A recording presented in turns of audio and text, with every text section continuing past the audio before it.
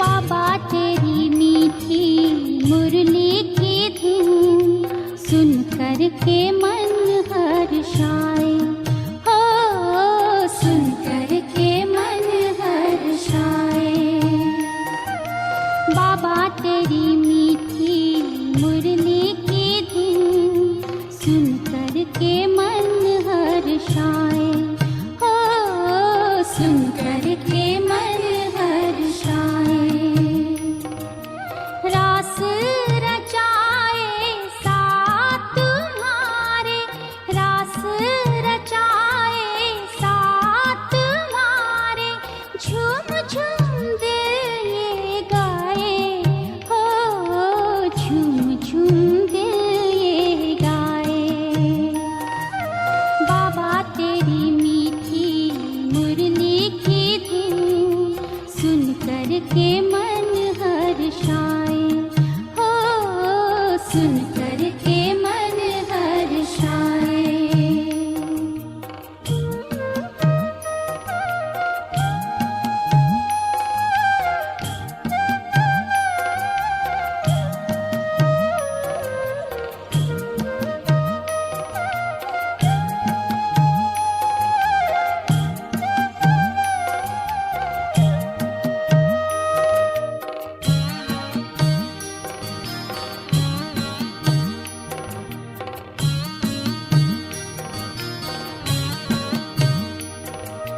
मुरली तेरी प्रीत है दिल की, देती अनुभव निराला, हो देती अनुभव निराला।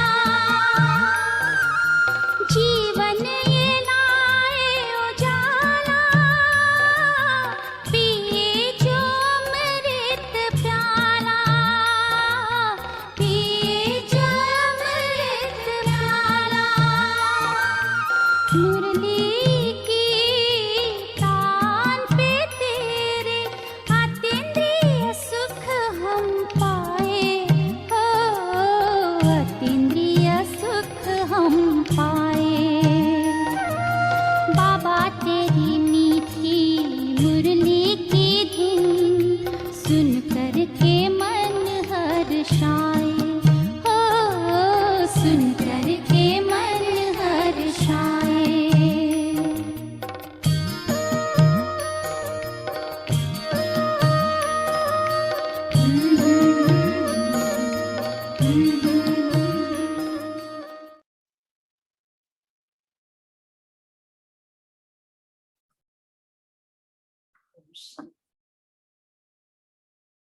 आज बाबा के महावाक्य सुनते हैं।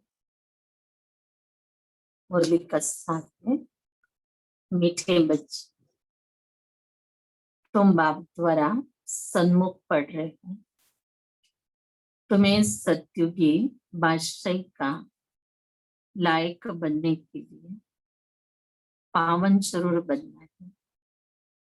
शिव बाबा ने लक्ष्य दिया हुआ है, उसके लिए पुरुषार्थ क्या करना है वो भी बता दिया है कि अगर सत्युगी बादशाही के लायक बनना है तो संगम युग पर ही तुम्हें पावन बनना होगा।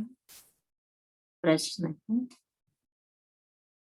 बाप के किस एक्यूपेशन को तुम बच्चे ही जानते हो? उत्तर है, तुम जानते हो कि हमारा बाप बाप भी है, टीचर और सदगुरु भी है। बाप कल्प के संगमुख पर आते हैं, पुरानी दुनिया को नया बनाने, एक आदि सनातन धर्म की स्थापना करने। बाप भी हम बच्चों को मनुष्य से देवता बनाने के लिए पढ़ा रहे हैं। ये एक्यूपेशन हम बच्चों के सिवाय और कोई नहीं जानता है।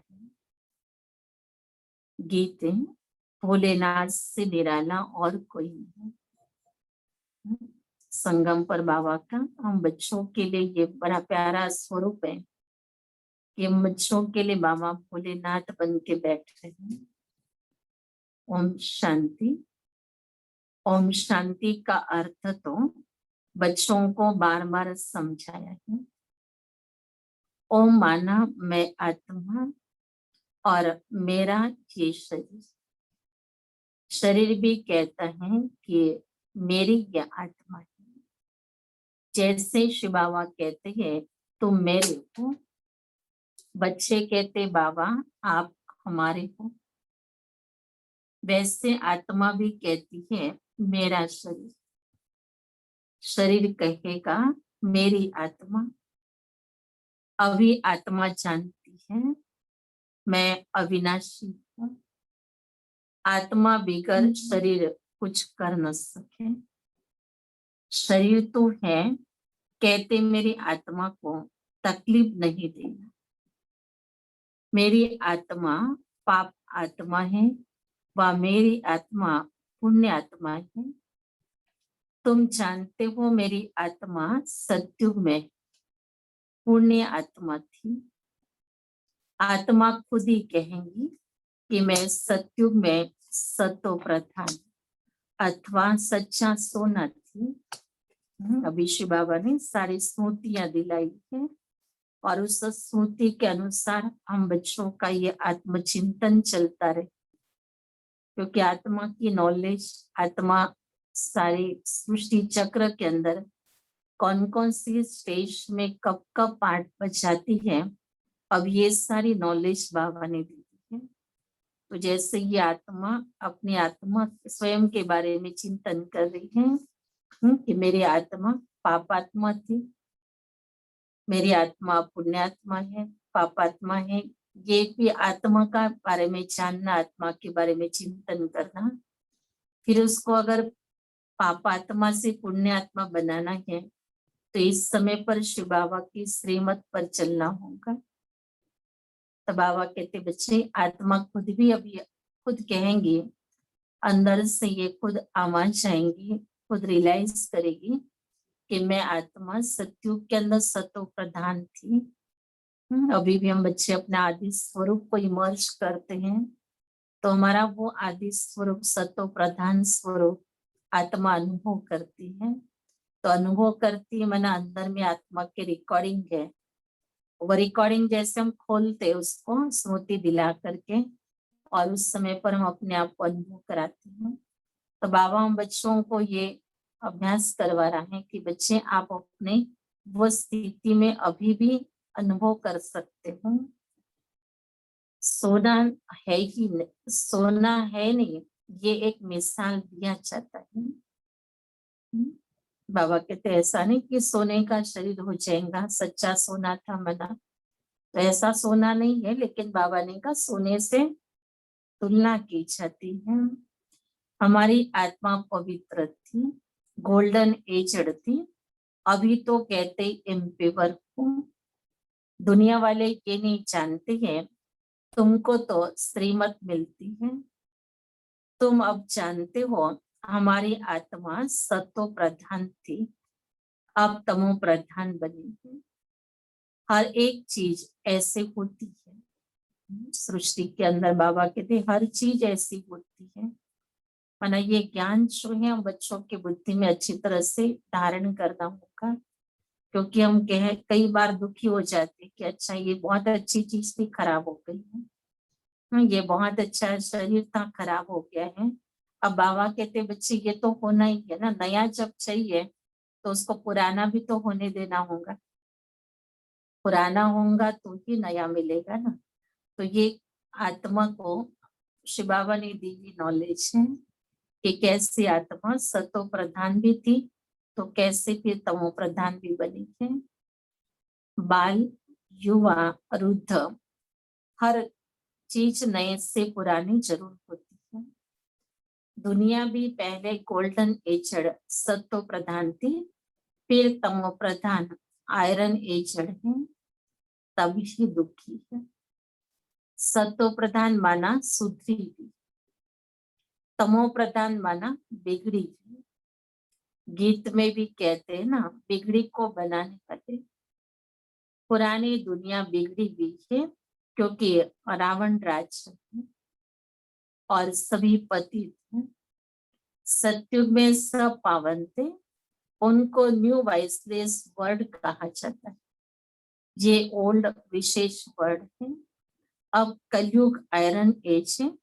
ये सब बातें कोई स्कूल कॉलेज में नहीं पढ़ाई जाती है। भगवान आकर पढ़ाते हैं और आजोग सिखाते हैं। गीता में लिखा हुआ है, भगवान वाच श्रीमद् भगवत गीता। श्रीमत माना श्रेष्ठ मत, श्रेष्ठ ते श्रेष्ठ, ऊंचे ते उच्च भगवान है। उनका नाम एक विराट शिव है। रुद्र जयंती व रुद्र रात्रि कभी नहीं सुना होगा। शिवरात्रि कहते हैं, शिव तो निराकार है। अब निराकार की रात्रि व जयंती कैसे मनाई जाए? कृष्ण की जयंती तो ठीक है, फलाने का बच्चा है, उनकी तिथि तारीख दिखाते हैं। शिव के लिए तो कोई जानते नहीं है कि कब पैदा हुआ। ये तो जानना चाहिए ना। अब तुमको समझ मिली है कि श्री कृष्ण ने सतयुग आदि में कैसे जन्म लिया। तुम कहेंगे उनको 5-4 वर्ष हुए। वो भी कहते हैं क्राइस्ट से 3000 वर्ष पहले भारत पैराडाइज था। इस्लामियों के आगे चंद्रवंशी और उनके आगे सूर्यवंशी थे। शास्त्रों में सतयुग को लाखों वर्ष देते हैं। गीता है मुख्य। गीता से ही देवी देवता धर्म स्थापन हुआ। बाबा कहते बच्चे ये सब बातें बुद्धि में लाते रहो और औरों को भी बुद्धि में बिठाओ। कैसे ये 5-4 वर्ष का खेल बना हुआ है और इसमें कब क्या था। बाबा कहते इस्लाम धर्म के पहले कौन था यहाँ पर, कितने समय हुआ उसको, ये सारी जैसी बातें बताने से बाबा कह रहे ये बातें बुद्धि में बैठ सकती है। कि स्वर्ग तो था, लेकिन वो स्वर्ग का समय भी हम उनको बता सकते हैं कि इनके आने के पहले कौन सी दुनिया थी। इस्लाम आने के पहले बाबा ने कहा चंद्रवंशी थे और उनके पहले थे सूर्यवंशी थे। सतयुग त्रेता तक चला, अर्थात गीता शास्त्र से आदि सनातन देवी देवता धर्म की स्थापना परमपिता परमात्मा ने की, शिव बाबा के द्वारा। जी बाबा के लिए सतयुग त्रेता तक जो प्रारब्ध चलती है, जो राज्य चलता है, उसकी स्थापना का कार्य इस समय परमात्मा के द्वारा हो रहा है। फिर तो आधा कल्प न कोई शास्त्र हुआ, न कोई धर्म स्थापक हुआ। सतयुग और त्रेता में कोई शास्त्र भी नहीं बना और कोई धर्म पिता को आना भी नहीं पड़ा। बाप ने आकर ब्राह्मणों को देवता क्षत्रिय बनाया। गोया बाप 3 धर्म स्थापन करते हैं। बाबा कहते बच्चे ये बातें बुद्धि में आ रही बच्चों की अभी, कि बाबा आकर के ब्राह्मणों को देवता बनाते हैं और फिर देवता त्रेता में आते तो क्षत्रिय कहलाते हैं। तो ब्राह्मण, देवता और क्षत्रिय, ये 3 धर्म की स्थापना अभी संगम पर हो रही है। ये है लीप धर्म। इनकी आयु थोड़ी रहती है। तो सर्वशास्त्र में शिरोमणि गीता भगवान ने गाई है, बाप पुनर्जन्म में नहीं आते हैं। शिव बाबा तो पुनर्जन्म रहित है, जन्म है परंतु बाप कहते हैं, बाबा कहते जन्म है मेरा, परंतु फिर बाबा कह रहा है कि मैं गर्भ में नहीं आता हूँ, मेरी पालना नहीं होती है। सतयुग में भी जो बच्चे होते हैं वो गर्भ महल में रहते हैं। रावण राज्य में गर्भ जेल में आना पड़ता है। पाप जेल में भोगे जाते हैं, गर्भ में अंजाम करते हैं। हम पाप नहीं करेंगे, परंतु ये है कि पापात्माओं की दुनिया। भले बाबा कहते जब सजा भोगती है आत्मा, तब तो वायदा कर लेती है, अंजाम कर देती है कि अभी हम पाप नहीं करेंगे, लेकिन बाबा कहते बच्चे उनकी भी क्या बात कहे, अभी उनका भी क्या दोष कहे कि बाहर आने के बाद तो वो सारी पाप की दुनिया ही नजर आती है, तो वो वापस पाप कर्म करने लगते हैं, क्योंकि गर्भ जेल की सजाओं में आत्मा के संस्कारों का कोई परिवर्तन नहीं होता है, सिर्फ केवल कर्मों का जो दंड है वो भोग रही है, संस्कार तो वैसे ही रहे। और जब आत्मा वो इस पाप की दुनिया में बाहर आती है तो वो संस्कार फिर वापस कर्म करते हैं, क्योंकि जब देखा जाता है कोई पाप कर्म कर रहा है तो उसको देखकर अंदर आत्मा के जो पुराने संस्कार छिपे हुए हैं वो पाप कर्म करने के उसके अंदर भी इमर्ज हो जाते हैं। इसलिए बाबा कहते हैं कि बच्चे संस्कारों का परिवर्तन शिवाय शिव बाबा के सिवाय कोई नहीं कर सकता है। बाबा जब आते हैं तभी इतनी शक्ति हम बच्चों में देते हैं, बिना शक्ति से ये परिवर्तन का कार्य नहीं हो सकता है। तो संस्कारों के परिवर्तन करने के लिए बाबा ने हम बच्चों को खास विशेष योग का प्रयोग करने के लिए दिया है, कि जब हम अपने आत्मा को संस्कारों के बीज को खत्म करने के लिए सिखाएंगे, तब वो बीज खत्म करने के लिए बाबा ने कहा योग की अग्नि को प्रज्वलित करके वो बीज खत्म करना पड़ेगा। ना वो संस्कार की जो जड़ है उस जड़ माना उसके बाबा कहते उसके इसमें चले जाओ कि वो संस्कार मूल बात किस कारण है, वो संस्कार हमारे अंदर आता भी है तो कहाँ से आता है, कब आता है, कौन सी परिस्थिति में आया है और वहां पर कौन से थॉट से वो शुरू होता है। तो उसका जो बीज है बाबा कहते हैं वो बीज को आपको समाप्त करना है। और जब वो बीज समाप्त हो जाएगा, बाबा ने कहा ऐसा ही बीज पड़ा रहेगा तो कभी भी अंकुरित हो जाएगा, लेकिन बीज की विशेषता ये होती है कि उसको जला दिया जाए तो वापस कभी भी वो कुछ प्रकट नहीं होता है, कभी भी वो आएगा नहीं वापस। तो बाबा ने भी हमको योग की अग्नि प्रज्वलित करने के लिए कहा और उसमें ऐसे संकल्प रूपी बीज जो है वो उस योग के अग्नि में स्वाहा कर देने हैं, समाप्त कर देने हैं। तो ये विधि जो है बाबा हमें भी सिखाते हैं।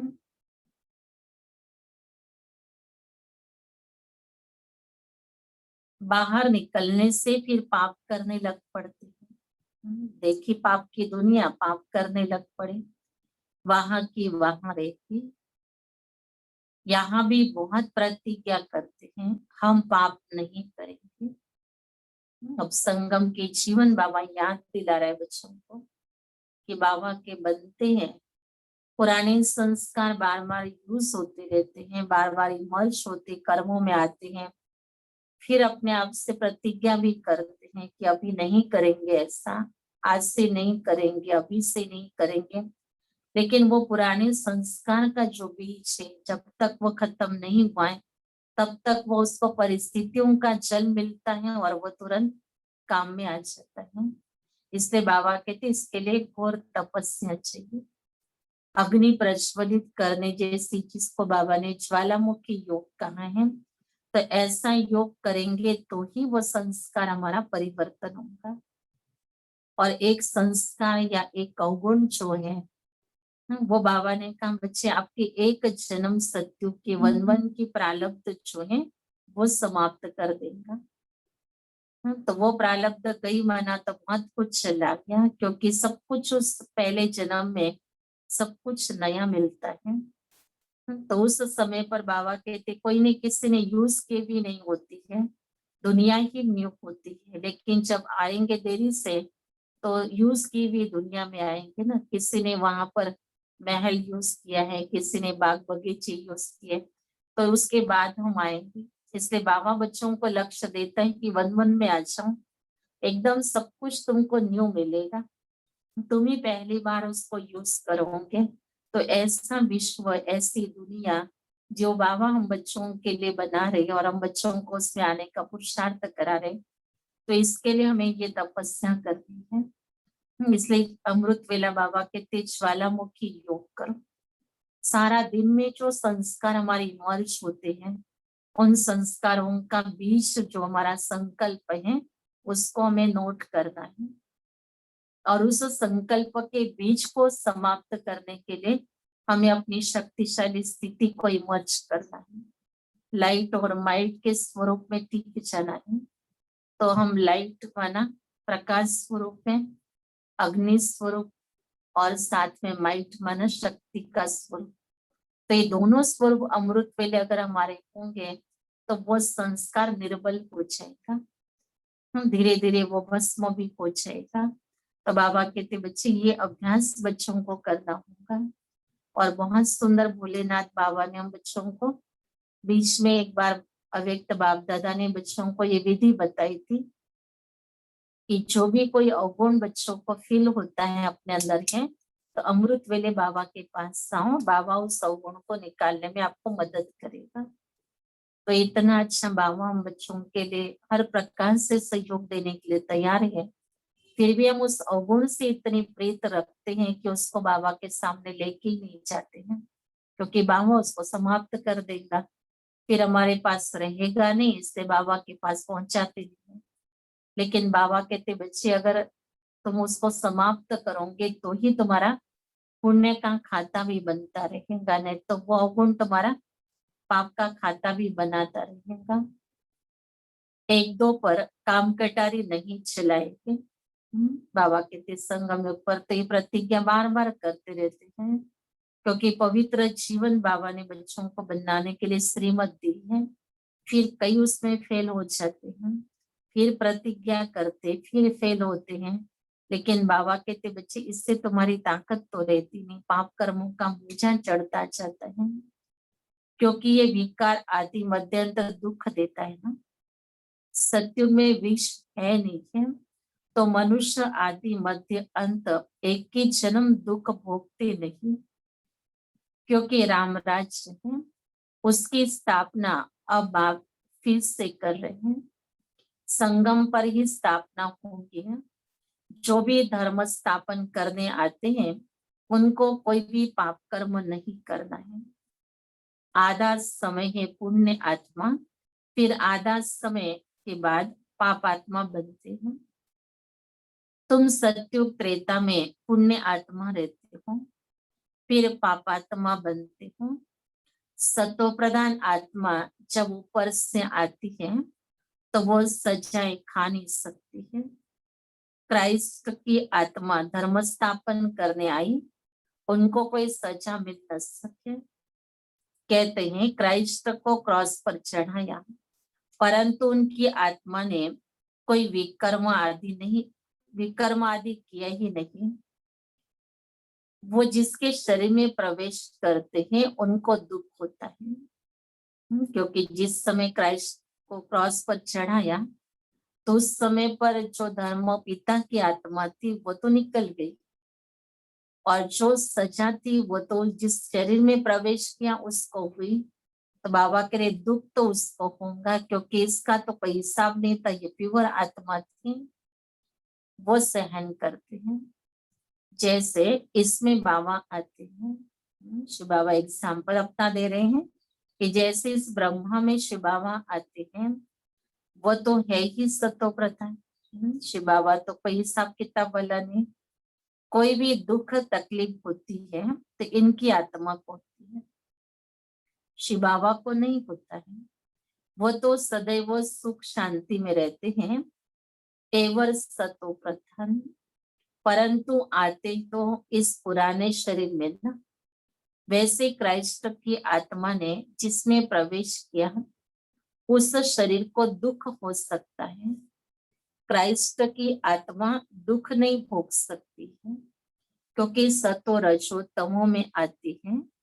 नई नई आत्माएं आती भी तो है ना, उनको पहले जरूर सुख भोगना पड़े, दुख भोग नहीं सकती है। लॉ नहीं कहता है इसमें बाबा बैठ कोई तकलीफ इनको अर्थात दादा को होती है, न कि शिव बाबा को। परंतु ये बातें तुम जानते हो और कोई को पता नहीं है। बाबा कहते अगर कोई शारीरिक तकलीफ भी होती है तो ब्रह्मा बाप के शरीर को है तो वही आत्मा उसको सहन करेगी। बाकी शिव बाबा कहते ये तो शिव बाबा को थोड़ी सहन करना है, शिव बाबा तो न्यारा और प्यारा है। ये सब राज अभी बाप बैठ समझाते हैं। इस सहज राजयोग से ही सहज राजयोग से ही स्थापना हुई थी। फिर भक्ति मार्ग में ये बातें गाई जाती हैं। इस संगम पर जो कुछ होता है वो गाया जाता है। बाबा कहते बच्चे अभी जो कुछ भी होता है, चाहे राजयोग का अभ्यास कर रहे हो, चाहे जो भी पुरुषार्थ कर रहे हो, हर एक का फिर यादगार बनता है, उसका गायन भी होता है। भक्ति मार्ग में शुरू होता है तो फिर शिव बाबा की पूजा होती है। पहले पहले भक्ति कौन करता है? वही लक्ष्मी नारायण जब राज करते थे तो पूज्य थे। फिर वाम मार्ग में आ जाते हैं तो फिर पूज्य से पुजारी बन जाते हैं। बाप समझाते हैं तुम बच्चों को पहले पहले बुद्धि में आना चाहिए कि निराकार परमपिता परमात्मा इस द्वारा हमको पढ़ाते हैं। ऐसी और कोई जगह सारे वर्ल्ड में हो न सके जहां ऐसे समझाते हो। बाप ही आकर के भारत को फिर से स्वर्ग का वर्षा देते हैं। त्रिमूर्ति के नीचे लिखा हुआ है, deity world sovereignty is your God fatherly birthright. Shiv Baba आकर तुम बच्चों को स्वर्ग की बादशाही का वर्षा दे रहे हैं, लायक बना रहे हैं। तुम जानते हो बाबा हमको लायक बना रहे हैं। हम पतित थे ना, पावन बन जाएंगे फिर ये शरीर नहीं रहेगा। बाबा के आत्मा पावन बन जाएंगी तो ये पुराना पतित शरीर भी नहीं रहेगा, आत्मा इसको छोड़ देगी। रावण द्वारा हम पतित बने हैं, फिर परमपिता परमात्मा पावन बनाए, पावन दुनिया का मालिक बनाते हैं। वही ज्ञान का सागर पतित पावन है। ये निराकार बाबा हमको पढ़ा रहे हैं। सब तो इकट्ठा नहीं पढ़ सकते हैं। सन्मुख तुम थोड़े बैठे हो, बाकी सब बच्चे जानते हैं।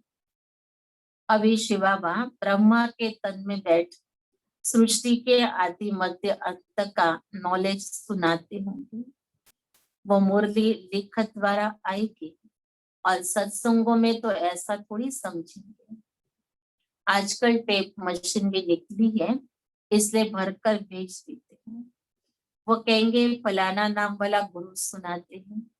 बुद्धि में मनुष्य ही रहता है, यहाँ तो ये बात है नहीं है। यहाँ कोई मनुष्य के द्वारा हम पढ़ते नहीं है। यहाँ तो शिव बाबा ब्रह्मा के तन के द्वारा बैठ के हमें सृष्टि के आदि मध्य अंत तक की नॉलेज सुना रहे हैं। इसलिए यहाँ बाबा कह रहे तुम बच्चे डायरेक्ट निराकार बाप से ज्ञान सागर से पढ़ रहे हैं। बाकी और सत्संगों में ऐसी पढ़ाई नहीं मिल सकती है। बाबा कहते वो तो गुरुओं के द्वारा सुनते हैं, गाते हैं। God father is knowledgeful, peaceful, blissful, तो उनका वर्षा भी तो चाहिए ना। उनमें जो गुण है वो बच्चों को मिलने चाहिए, तो अभी मिल रहे हैं। बाबा में जो गुण है वो सारे गुण बच्चों में होने चाहिए, बच्चों को मिलना चाहिए। तो यही योग की विधि है जिसमें बाबा के सारे गुण जो हैं वो हम बच्चों में आते जाते हैं। तो जितना जितना हम याद में रहेंगे, जितना अशरीरी बनते जाएंगे, शरीर से न्यारे होंगे, तो ही हम बाबा से कनेक्ट हो सकेंगे। और तब कई बाबा से वो सारे गुण हमारे अंदर आते जाएंगे। तो योगी इसकी एक अलौकिक विधि है। योग के आधार से ही हम बच्चे बाबा से सब कुछ प्राप्त कर सकते हैं। गुणों को धारण कर हम ऐसे लक्ष्मी नारायण बन रहे हैं। बाबा कहते एक एक गुणों को अपने अंदर धारण करो और अनुभव भी करते जाओ कि ये श्री लक्ष्मी में ऐसे गुण थे, श्री नारायण में ऐसे गुण थे। तो वो गुण जो है इस समय पर धारण करना है। लक्ष्मी के भी गुण धारण करने तो नारायण के भी गुण धारण करने, क्योंकि एक ही जन्म में तो दोनों पार्ट बचाएंगे न, कभी लक्ष्मी का कभी नारायण का। गुण तो दोनों के भी अंदर में अभी संगम पर धारण करने हैं। जो पार्ट जिस समय पर होगा उस समय पर वो गुण इमर्ज होते जाएंगे, लेकिन धारणा का समय तो इसी समय पर है। इसलिए बाबा ने संगम युग पर बच्चों को ऑलराउंड सेवाधारी बनाया। बाबा साकार में थे तभी से लेकर बच्चों को यही सिखाते थे कि बच्चे ये काम भाइयों का, ये काम बहनों का, ये कभी नहीं कहना। हर कार्य करने के लिए अपने आप को तैयार रखना। तो जैसे बाबा सब प्रकार के गुण भर रहा था, देह के भान से बच्चों को परे लेके जा रहा था। अगर सोचेंगे हम फीमेल है मेल है तो एक के गुण अपने अंदर धारण करेंगे, दूसरे के गुण धारण नहीं करेंगे, फिर सतयुग में जाएंगे तो कौन सा पार्ट बच जाएंगे फिर। एक तो पार्ट मिलना नहीं है सदा के लिए सृष्टि के नियम के अनुसार, लॉ के अनुसार। तो बाबा कहते इसके लिए दोनों भी गुण जो है, चाहे लक्ष्मी के चाहे नारायण के, दोनों गुणों को इस संगम पर आत्मा को धारण करना है। आत्मा न मेल है न फीमेल है, इससे परे स्थिति में चली जाए और आत्मा इस समय पर सारे परमात्मा के गुण जो है वो अपने अंदर धारण करे। परमात्मा में सर्व गुणों का भंडार भरा हुआ है। अब उस सर्व गुणों में लक्ष्मी के गुण भी, नारायण के गुण भी सब आ जाएंगे। हमें तो और यही पुरुषार्थ करना है कि मुझे बाबा से सारे गुण लेने हैं। बाकी यहाँ कोई हमें लक्ष्मी से गुण नहीं लेने, न नारायण से गुण लेने हैं। गुणों का भंडार तो शिव बाबा है। बाकी एग्जाम्पल बाबा ने ऐसा दिया हुआ है कि अपने गुणों को धारण करो और अपने को चेक करो, क्या सतयुग में लक्ष्मी ऐसी बोलती होंगी, ऐसी चलती होंगी, ऐसा ही व्यवहार करती होंगी। अपने आप को देखो कि मैं होवनहार श्री लक्ष्मी बनने वाली, मैं होवनहार श्री नारायण बनने वाला हूँ, तो भविष्य में मेरे गुण करते हुए कैसे दिखाई देंगे। तो उसका अनुभव बाबा कहते अभी अपने कर्मों में करो। तो ये बीच बीच में कर्मों के समय पर हमें प्रैक्टिस करनी है कि हम कर्म कर रहे हैं तब अपने आप को इन गुणों का अनुभव कराएं। और ये गुण जब धारण करते हैं तो आत्मा को अंदर से बहुत सुकून मिलता है, बहुत शांति मिलती है और बहुत दुआएं भी मिलती हैं, क्योंकि ये गुण दूसरों को भी सुख देता है और दूसरों को सुख मिला तो रिटर्न हमको भी सुख मिल जाता है। सब तो राजा रानी नहीं बनेंगे ना। गाया जाता है राजा रानी बच्चे। बाबा के ड्रामा का रहस्य भी बच्चों को बताते हैं। कई बार प्रश्न उठता है ना कि ये ज्ञान में चलते फिर ये ऐसा क्यों करते हैं। तो बाबा कहते बच्चे सब तो राजा रानी नहीं बनेंगे ना। तो कोई को राजा रानी बनना है, कोई को वजीर बनना होगा, कोई को नौकर चाकर बनना है। तो हर एक अपने पद के लिए अपने हिसाब से तैयारी कर रहा है। जिसको जैसा पद चाहिए होगा उसी प्रकार से उसकी इस समय पर धारणाएं नजर आती हैं। तो अभी वर्तमान को देखते हुए भी उनके भविष्य को जान सकते हैं कि भविष्य में इनका पद क्या हो सकता है। इसलिए बाबा कहते हैं रॉयल फैमिली के जो बच्चे होते हैं वो बड़े रॉयल होते हैं। उनका बोलना, खाना पीना, कभी भी बाबा ने कहा ऐसी नीचे की उठी हुई चीज उठा करके नहीं खाएंगे। एक रॉयल्टी उनके पास होती है। जैसे फेंकी हुई चीज कोई उठा के खाएगा, तो वो तो रॉयल्टी नहीं है ना। तो बाबा संगम युग पर हम बच्चों को कहता है कि आपकी रॉयल्टी वो है कि किसी ने अपने अंदर का अवगुण फेंका है, वो निकाल रहा है और उसके लिए वो प्रयत्न कर रहा है बाबा से शक्तियां लेकर के उसको निकालने के लिए। तो वो जब निकल रहा है तो बाहर दिखाई दे रहा है। अब वो दिखाई दे रहा है तो हम उसको उठा रहे हैं। तो ये हमारी रॉयल्टी नहीं है कि किसी के अवगुण को लेकर के हम अपने आप का पार्ट प्ले करें। उसने किया वो तो अपना अवगुण फेंक रहा है और मैं तो रॉयल बाबा का बच्चा हूं ना, तो मुझे किसी का अवगुण फेंका हुआ उठाना नहीं है। बाबा कहते ये रॉयल्टी जो है इस संगम पर आपको अपने जीवन में धारण करना है। उसमें वो अवगुण है, तो उस अवगुण को अवगुण के रूप में ही वही रहने दो, हमको उसको अपनाना नहीं है। ऐसे नहीं कि उसने ऐसा किया तो मैंने भी ऐसा कर दिया, कि उसने वो अवगुण को यूज किया तो मैं क्यों उस अवगुण को यूज करूं। कई बार ऐसा भी होता है कि हमारे में वो अवगुण नहीं होता है, लेकिन हम कि जिसको फॉलो कर रहे हैं उसको फॉलो करके वो अवगुण को हम अपना अवगुण बना लेते हैं। ऑलरेडी इतने सारे अवगुण हमारे अंदर हैं, फिर नए अवगुणों को क्यों मैं अपने अंदर आने दे देता। तो बाबा कहते बच्चे रॉयल बच्चे बनो, भगवान के बच्चे है ना, तो बहुत रॉयल्टी होनी चाहिए। अगर किसी में से कोई चीज भी लेनी होगा, कोई गुण किसी का लेना है, तो भी देखना ये गुण बाबा में है ना, मम्मा में है, बाबा में है, दादियों में है। हाँ, अगर इतनों में ये गुण सब बाबा के नजर आते हैं तो ये गुण इनको भी देने वाला तो शिव बाबा ही है।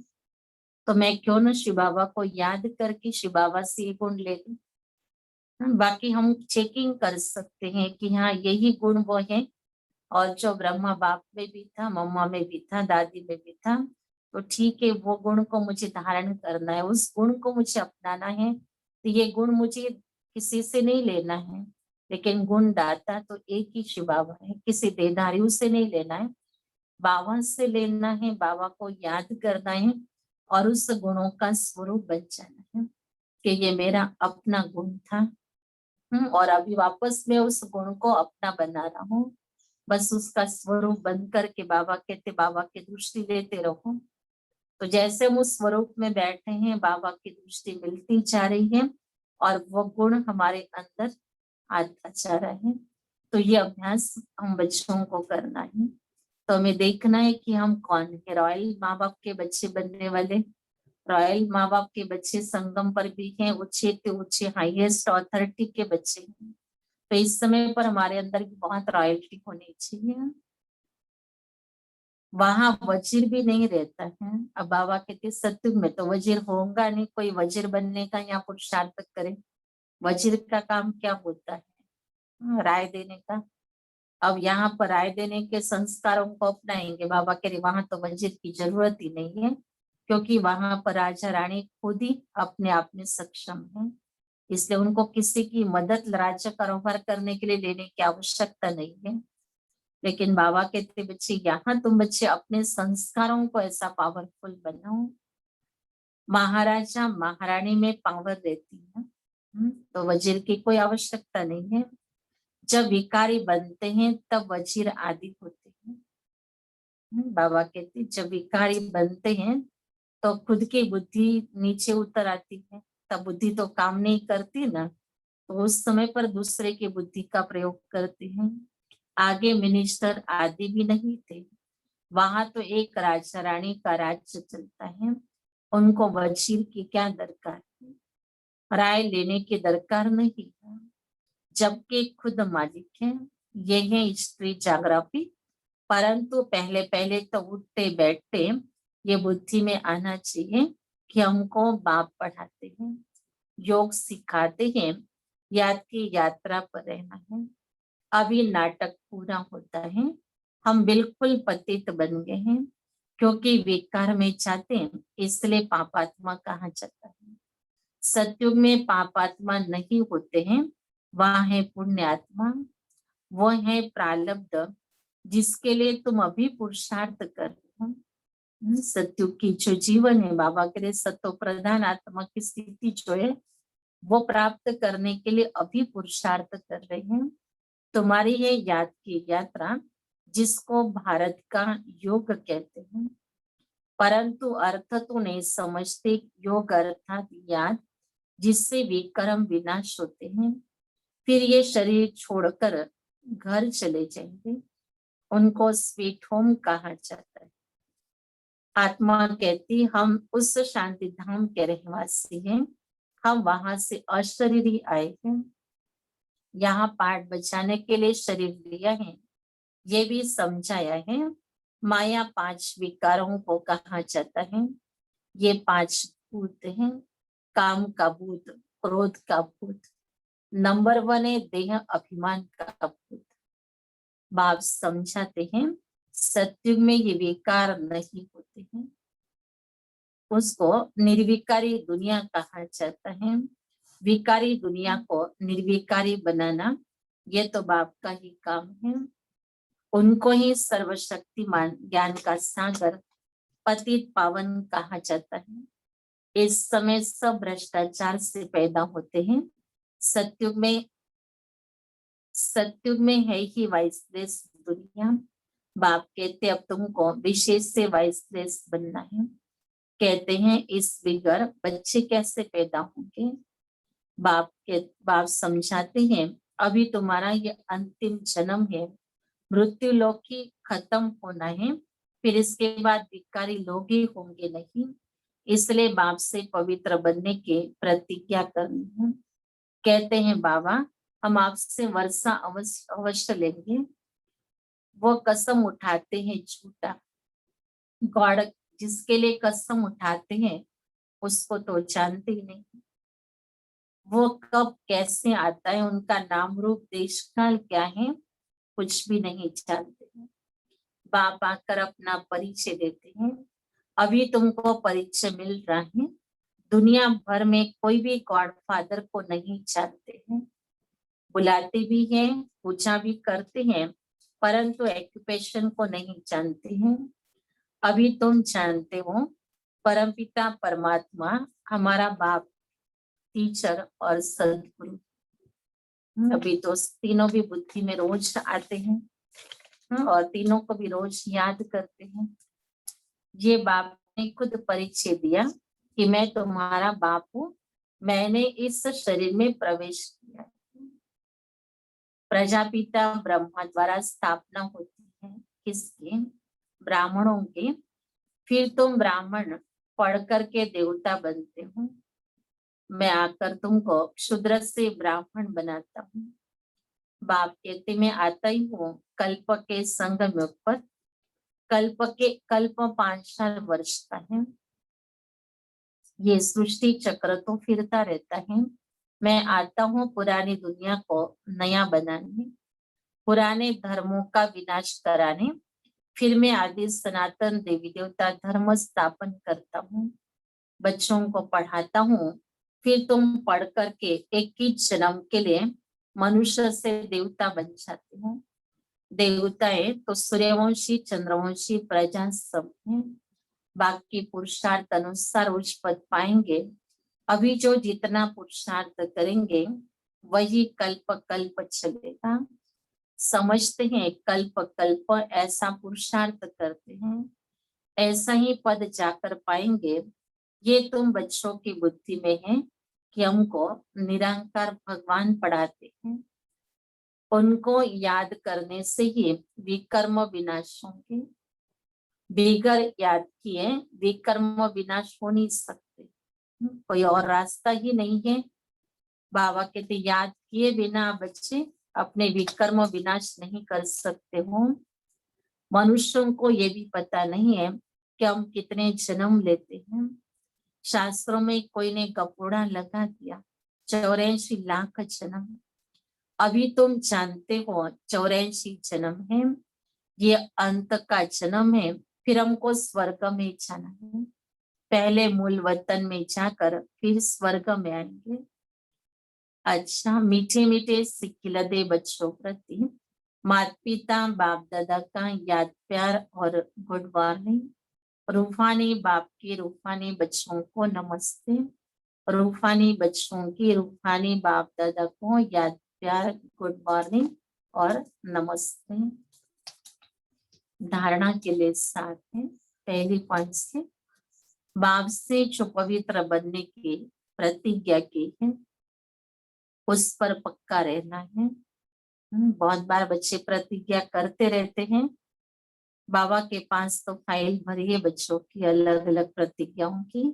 तो आज बाबा उसमें से एक प्रतिज्ञा को याद दिला रहे हैं कि बच्चे पवित्र बनने की प्रतिज्ञा की है, उस पर आपको पक्का रहना है। काम क्रोध आदि भूतों पर विजय अवश्य प्राप्त करनी है। दूसरा है चलते फिरते हर कार्य करते पढ़ाने वाले बाप को याद रखना है। अब नाटक पूरा हो रहा है, इसलिए इस अंतिम जन्म में पवित्र जरूर बनना है। वरदाने एक लगन, एक भरोसा, एक रस अवस्था द्वारा सदा निर्विघ्न बनने वाले निवारण स्वरूप हो। एक लगन, एक भरोसा, एक रस अवस्था द्वारा सदा निर्विघ्न बनने वाले निवारण स्वरूप हो। सदा एक बाप की लगन, बाप के कर्तव्य की लगन में ऐसे मगन रहो जो संसार में कोई भी वस्तु या व्यक्ति है भी ये अनुभव ही न हो। ऐसे एक लगन, एक भरोसे में, एक रस अवस्था में रहने वाले बच्चे सदा निर्विघ्न बन चढ़ती कला का अनुभव करते हैं।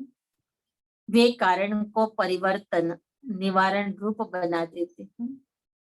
कारण को देख कमजोर नहीं बनते हैं, निवारण स्वरूप बन जाते हैं। स्लोगन है, अशरीरी बनना वायरलेस सेट है, वाइसलेस बनना वायरलेस सेट की हवा कहते अशरीरी बनना सेट है। जैसे हमारे पास एक साधन हो जाएंगे तो वायरलेस सेट आपके पास आ गया, और वायरलेस बन जाएंगे तो वायरलेस सेट की सेटिंग हो जाएगी। तो अगर ये सेटिंग हो जाएंगी तो हम बच्चे बहुत अच्छी तरह से कैचिंग बाबा के कारोबार की, बाबा की बातों की अच्छी तरह से कर सकते हैं। कुछ होने वाली घटनाएं होती हैं, उसकी पूर्व सूचना या पूर्व इशारा हम बच्चों को बाबा दे सकता है, लेकिन उसके लिए बाबा कहते हैं आपको ये वायरलेस सेट बनाना पड़ेगा। तो इसलिए अशरीरी बनने का अभ्यास बाबा ने बहुत समय से हम बच्चों को दिया हुआ है कि आप अशरीरी बनने का अभ्यास करो। तो ये अभ्यास जितना बार बार करते रहेंगे, तो जैसे ये सेट बाबा कहते हैं आपके पास तैयार हुआ, और पवित्रता जो है उस बाबा कहते सेट को सेटिंग करेगी।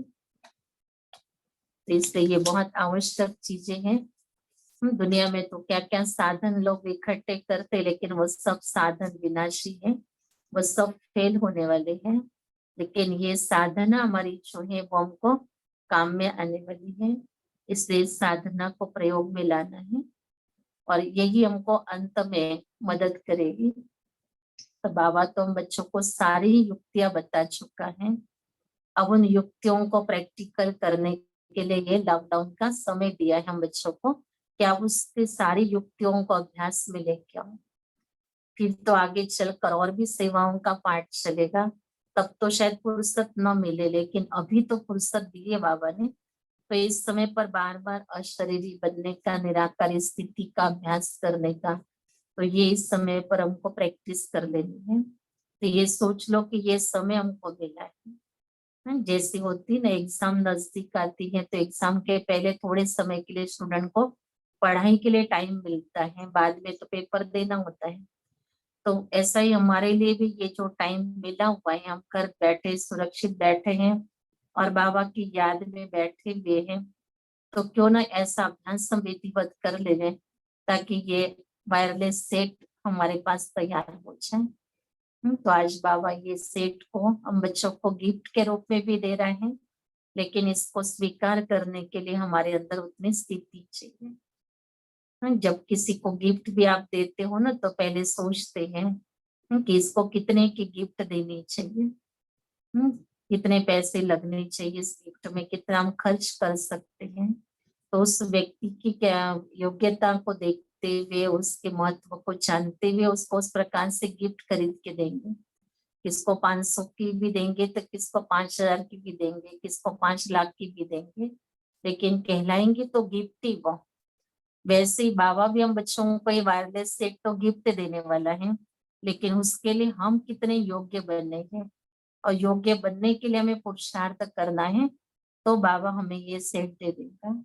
और उसके लिए बाबा ने कहा कंडीशन है कि आप अशरीरी बन जाओ। तो 1 सेकंड में अशरीरी बन सकते हैं क्या बाबा के तेज की अपने आप में परीक्षा लो, और वो भी ऐसे समय पर परीक्षा लेनी है कि जब कोई वातावरण बिगड़ा हुआ हो, परिस्थिति बिगड़ी हुई हो, बोलचाल हलचल वाली हो, और उस घड़ी बाबा ने कहा अपने आप को कहो अभी इस घड़ी कि 1 सेकंड में अशरीरी हो जाओ। तभी बाबा ने कहा अगर ये आप अशरीरी बनने की प्रैक्टिस में अगर सफल होते हैं, तो ही समझो आप अंत में पास हो सकते हैं, नहीं तो नहीं। नहीं तो हम शांति से बैठे योग में बैठे हम के अशरीरी बन गए। वो अशरीरी बनना तो आसान हो जाता है, लेकिन बाबा ने कहा विपरीत स्थिति है आपके पास हलचल है और कई प्रकार के दुख की कई बातें भी हैं। कोई आपका मान अपमान भी कर रहा है, कोई आपकी इंसल्ट कर रहा है। कई प्रकार की ऐसी स्थितियां हैं जिसमें मन की स्थिति को एकदम डाउन करवा देते हैं। लेकिन उस समय पर बाबा कहते बच्चे सेकंड में अशरीरी बनने के अपने को ऑर्डर दो। क्या उस समय पर सेकंड में अशरीरी बन सकते हैं? भले किसने इंसल्ट भी की, किसने अपमान भी किया, लेकिन ये इन परिस्थितियों में बाबा ने कहा अपने आप को ये अभ्यास कराओ। तो ऐसा अभ्यास कराएंगे तो अंत में विनाश के टाइम पर पता नहीं और क्या क्या देखना होगा, लेकिन उसमें हमको ये अभ्यास अभी का मदद करेगा। और अगर ऐसी कोई बातें आती भी है दिन भर में, तो यही सोचो कि अच्छा मुझे मेरा टेस्ट लेना था ना, तो इसलिए ऐसी ये परिस्थिति आज मेरे सामने आई है ना, तो चलो मैं अपने टेस्ट ले लूं, मैं अपने आप को सेकंड में अशरीरी बना लूं। किसने क्यों ऐसा किया वो नहीं सोचो, लेकिन ये सोचो मुझे मेरी टेस्ट लेने के लिए कैसा चांस मिलता था। तो ये जो वातावरण किसी ने क्रिएट किया है, ठीक नहीं भी हो उसके लिए भले, लेकिन हम उस समय पर अपने आप को ये अभ्यास करें कि चलो मुझे अशरीरी बनने के अपने आप के टेस्ट लेने का मौका मिला है, तो मैं एक सेकंड में अपने आप को अशरीरी करूं। ये शिव बाबा की श्रीमत है, शिव बाबा की आज्ञा है, तो मैं इस समय पर उस आज्ञा का पालन करूं। और बाबा को बड़ी प्यार से कहो कि बाबा मैं आपका आज्ञाकारी बच्चा हूं ना, मैं इस आज्ञा का पालन करता हूँ। मैं अभी इस परिस्थिति में भी अपने आप को सेकंड में अशरीरी बनाने के लिए अब ड्रिल कर रहा हूँ। तो बाबा की भी मदद मिल जाएंगी। और उस समय पर भले 1 मिनट लगता है या 1 सेकंड लगता है, कितना टाइम लगता है वो टाइम भी हम नोट करें। क्या 5 मिनट लगा, कुछ 2 मिनट लगा, 1 मिनट लगा।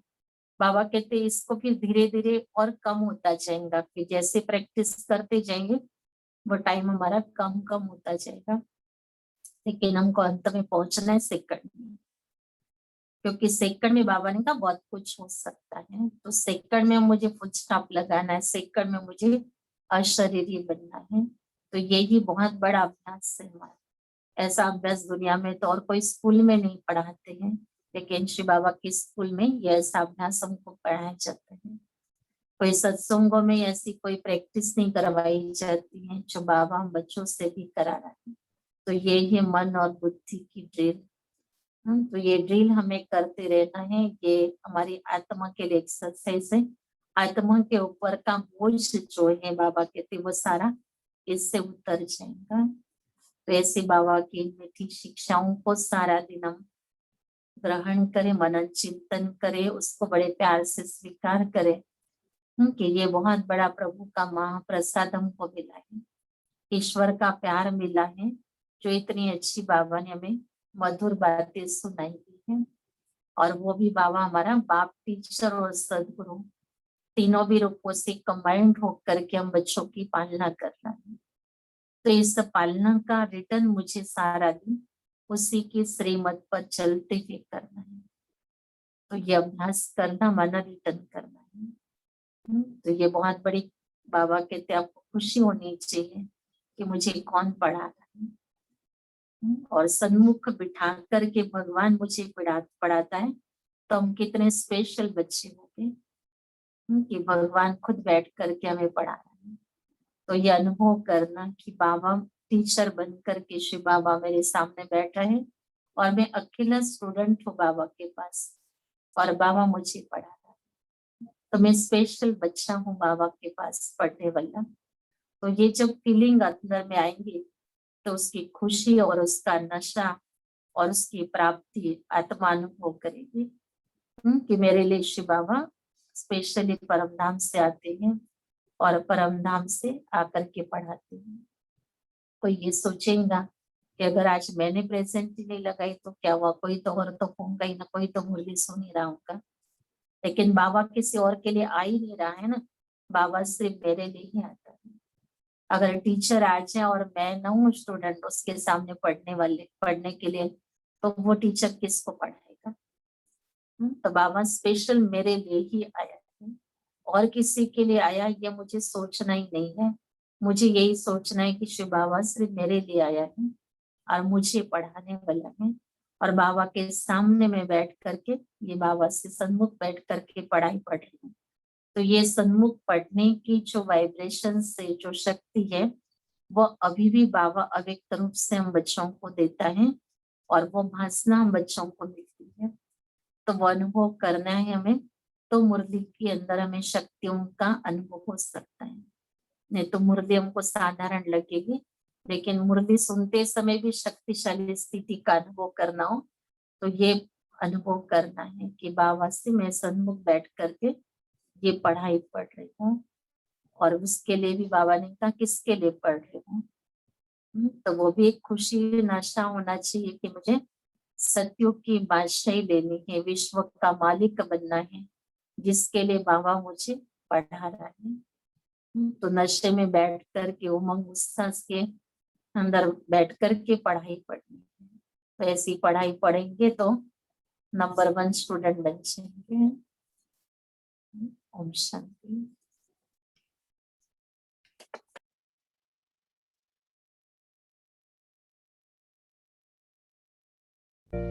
मेरे दिल ने यही बात दिल से कही,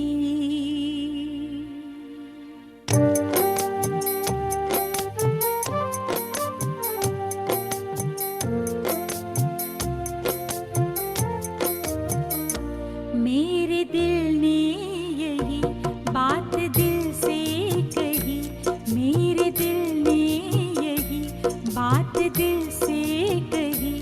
एक बाबा मेरा, दूसरा ना कोई, दूसरा ना कोई, मेरे दिल ने यही बात दिल से कही।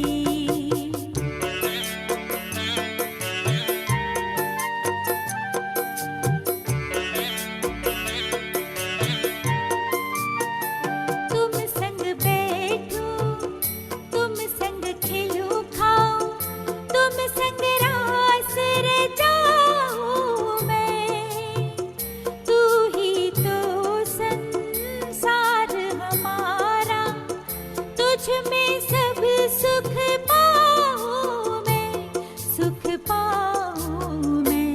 मेरे दिल ने यही बात दिल से कही। एक बाबा मेरा, दूसरा ना कोई, दूसरा ना कोई, मेरे दिल ने यही बात दिल से कही।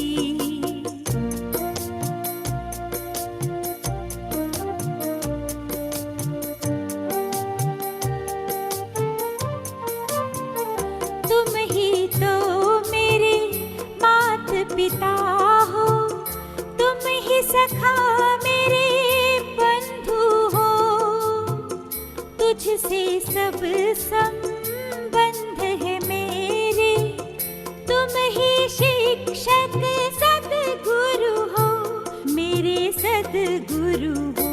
मेरे दिल ने यही बात